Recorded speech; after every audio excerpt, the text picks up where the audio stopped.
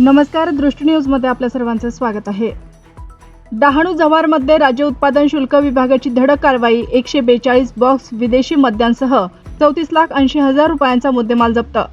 परराज्यातून महाराष्ट्रात होणाऱ्या अवैध मद्य तस्करी विरोधात राज्य उत्पादन शुल्क विभागानं पालघर जिल्ह्यात मोठी कारवाई करत डहाणू आणि जव्हार तालुक्यात तब्बल 142 बॉक्स विदेशी मद्यसाठा, 3 चारचाकी वाहने आणि 34,80,520 रुपयांचा मुद्देमाल जप्त केला आहे।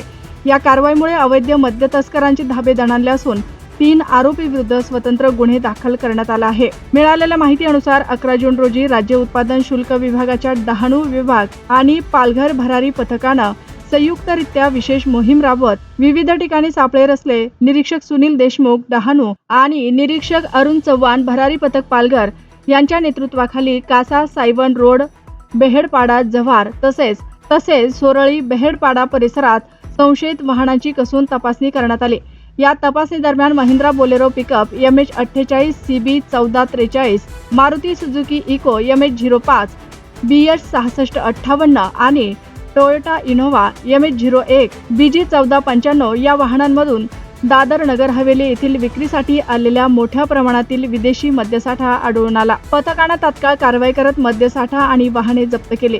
या धडक कारवाईत सुमारे 9,50,000 रुपयांचा विदेशी मद्यसाठा आणि वाहनांसह 34,80,000 रुपयांचा एकूण मुद्देमाल जप्त करण्यात आला आहे।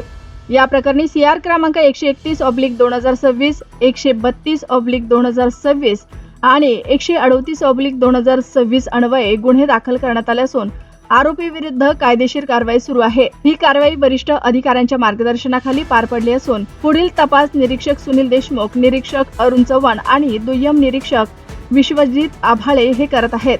दरम्यान राज्य उत्पादन शुल्क विभागानं अवैध मद्य तस्करी विरोधातील कारवाया आणखी तीव्र करण्याचा इशारा दिला असून जिल्ह्यातील संवेदनशील भागांमध्ये विशेष तपासणी मोहीम सुरू ठेवण्यात आले असल्याचे सांगितले आहे। अवैध मद्य वाहतुकीवर लगाम घालण्यासाठी विभागाकडून सातत्याने कठोर पावले उचलली जात असल्याचे या कारवाईतून पुन्हा अधोरेखित झाला आहे।